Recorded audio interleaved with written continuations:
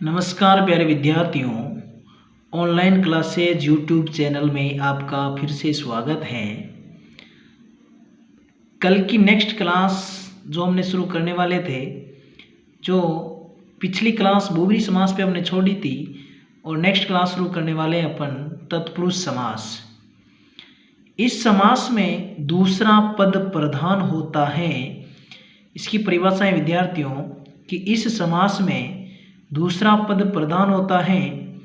इसमें दो पदों के बीच में कारक चिन्हों का लोप होता है। मोस्ट इंपॉर्टेंट फैक्ट क्या है बेटा कि इसमें दो पदों के बीच में जो कारक चिन्हों का लोप होता है, और कहते हम कि कर्ता और संबोधन कारक को छोड़कर बाकी सब तत्पुरुष समास में आते हैं। इस समास का दूसरा पद छोटा भी होता है। प्यारे विद्यार्थियों, एक चीज और नोट कर लेना बेटाओ, याद रखना दिमाग में कि इस समास का जो दूसरा पद है वह बिल्कुल एकदम छोटा होता है। अब छोटा कैसे होता है बेटाओ? जैसे मैंने एक उदाहरण आपके सामने यहाँ रखा है, यज्ञशाला, यज्ञ के लिए शाला। अब देखो परिभाषा क्या कह रही थी कि इस समास में दूसरा पद प्रधान होता है। दूसरा पद कौन सा बेटाओ? शाला। अब शाला कैसी है? यज्ञ करने के लिए, जैसे है यज्ञ करने वाली या यज्ञ करने के लिए है। दूसरा उदाहरण देशार्पण, देश के लिए अर्पण। पथ भ्रष्ट, पथ से भ्रष्ट, पथ का मतलब रास्ता होता है, भ्रष्ट यानी छूट गया, यानी कि उसका रास्ता उससे छूट गया है, यानी कि भटक गया है। आप बीती, आप पर बीती। कभी देखो यहाँ पे क्या मतलब निकल रहा है यहाँ का, आप बीती, आप पर बीती, यानी कि तत्पुरुष समास में विद्यार्थियों ध्यान रखना कि इस समास का दूसरा पद प्रधान होता है।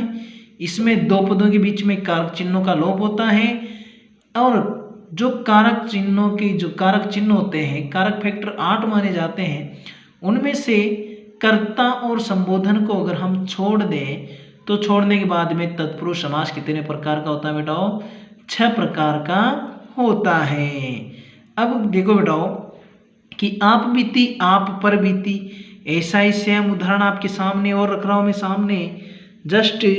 तो इसको देखो बेटाओ कि ये किस प्रकार से रखे गए हैं कि ये है देखो कालजयी। तो कालजयी का मतलब क्या होगा बेटाओ? काल को जीतने वाला। कालजयी कौन है? काल को जीतने वाला। मूर्तिकार, मूर्ति को बनाने वाला। मनोहर, मन को हरने वाला। अब मैंने यहाँ पे समास जो है इसके 6 भेद में किस प्रकार से हो रहे हैं, देखो बेटाओ कि कारक चिन्हों के अनुसार इस समास के 6 भेद होते हैं। अब जब कारक चिन्हों के अनुसार समास के 6 भेद होते हैं तो कारक कितने प्रकार के होते हैं? कारक मुख्य 8 प्रकार के होते हैं विद्यार्थियों। अगर 8 प्रकार के होते हैं तो 8 प्रकार में से कितने प्रकार के बता रहा हूं मैं? कर्ता और संबोधन को अगर हम छोड़ देते हैं तो कर्ता और संबोधन को छोड़ने के बाद में कारक समास 6 भेद होते हैं। पहला कर्म तत्पुरुष समास, पहला कौन सा होता है? कर्म तत्पुरुष समास होता है। दूसरा कर्ण तत्पुरुष समास होता है। तीसरा संप्रदान तत्पुरुष समास होता है। चौथा अपादान तत्पुरुष समास होता है। पांचवा संबंध तत्पुरुष समास होता है, और छठवां अधिकरण कारक तत्पुरुष समास होता है। अब यहाँ मैंने सभी को एक एक से बहुत ही डिटेल से आपके सामने रखा है बेटो, एक एक को आपके सामने इतनी अच्छी डिटेल से रखा है कि आप भविष्य में भी इनको भूल नहीं पाएंगे। जैसे मैंने पहला समास लिया है यहाँ पे कर्म तत्पुरुष समास। पहला कौन सा बेटाओ? कर्म, यानी कर्ता हमने छोड़ दिया है, कर्ता और संबोधन छोड़ दिया है, तो पहला कौन सा है? कर्म तत्पुरुष समास। अब इस समास की परिभाषा क्या कहते हैं बेटाओ? देखो कि यह समास को चिन्ह के लोप से बनता है। यह समास क्या होता है? को चिन्ह के लोप से बनता है। जैसे ग्रंथकार, ग्रंथ को लिखने वाला। देखो यहाँ पे कर्ता ने कर्म को, तो कर्म कारक आ रहा है ना बेटाओ, तो ग्रंथकार, ग्रंथ को लिखने वाला। ग्रंथकार कौन होता है बेटाओ? ग्रंथ को लिखने वाला। तो यहाँ पे कौन सा समास है? कर्म तत्पुरुष समास है। माखन चोर, माखन को चुराने वाला, माखन को चुराने वाला। अब माखन को चुराने वाला है तो यहाँ पे माखन चोर में भी कर्म तत्पुरुष समास है, क्योंकि को का लोप हो रहा है ना। तो स्वर्गगत, स्वर्ग को गया हुआ, स्वर्गगत का मतलब होता है जिसकी डेथ हो जाती है या मृत्यु हो जाती है, तो वो होता है स्वर्गगत, यानी कि स्वर्ग को गया हुआ। सम्मान प्राप्त, सम्मान को प्राप्त। ऐसे में आपके सामने और दो चार उदाहरण और बता दो बेटा आपको कि सिर तोड़, सिर को तोड़ने वाला। जेब कतरा, जेब को कतरने वाला। गगनचुंबी, गगन को चूमने वाली। शरणागत, शरण को आगत, यानी कि शरण को आया हुआ।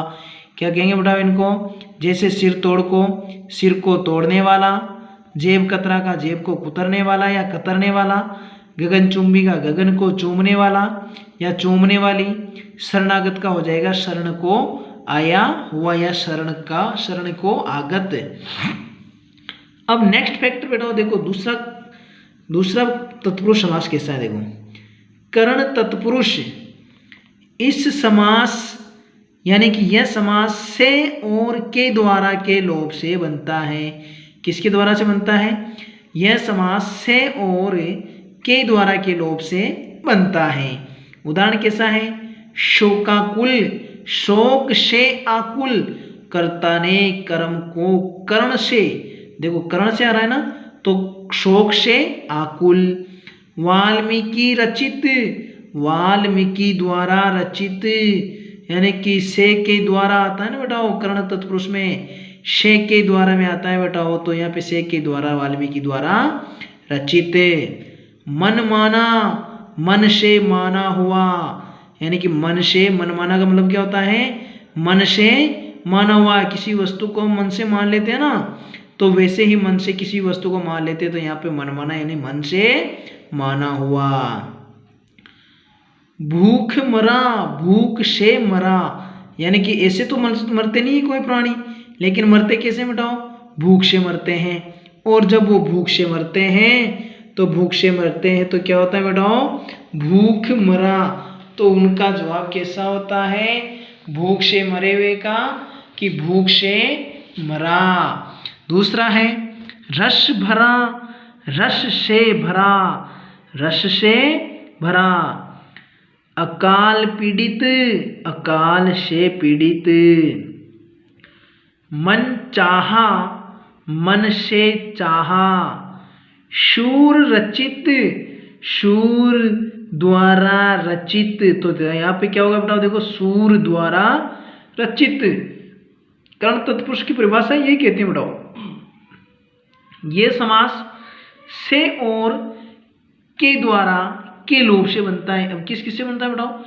से और के द्वारा के लोप से बनता है। तो यहाँ पे मैंने से और के द्वारा से जितने भी उदाहरण थे वो आपके सामने मैंने यहाँ पे पेश किए हैं। अब ऐसे में आगे नेक्स्ट इस पे चलता हूँ। नंबर 3 पे मैं लेता हूँ। नंबर 3 पे है संप्रदान तत्पुरुष समास। अब ये संप्रदान जो तत्पुरुष समास है ये किसकी सहायता से और कैसे बनता है, इसको अच्छी तरह से देखना विद्यार्थियों। कारक चिन्ह के लिए, कारक चिन्ह के लिए का लोप हो जाता है, उससे संप्रदान तत्पुरुष समास बनता है। किससे बनता है बेटा? कारक चिन्ह के लिए का लोप हो जाता है तो उससे संप्रदान तत्पुरुष समास बनता है।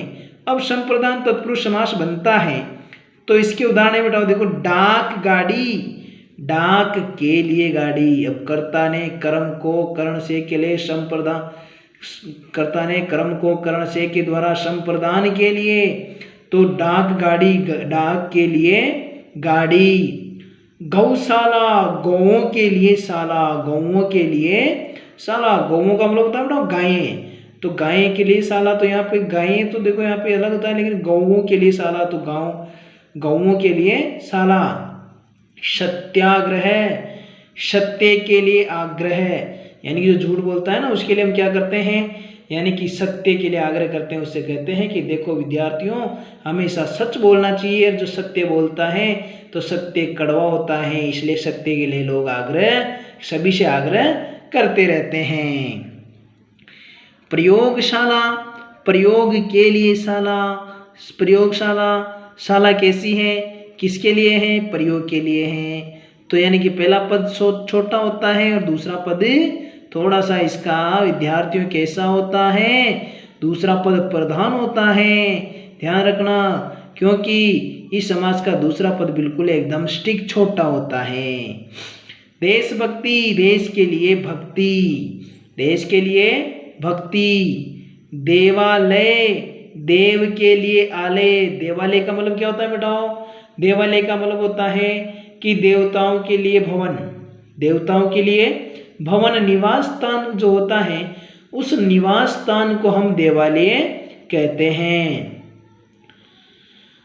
राह खर्च, अब राह खर्च का अर्थ क्या होता है बताओ, कि कहीं हम घूमने के लिए जा रहे हैं और घूमने के लिए जा रहे हैं तो घूमने के लिए जाते जाते हमारे को रास्ते में कुछ खर्च करने के लिए पैसे की जरूरत पड़ती है, तो वो रास्ते में जो हम खर्च करते हैं और जिन वस्तुओं के लिए हम खर्च करते हैं वो हमारा राह खर्च होता है।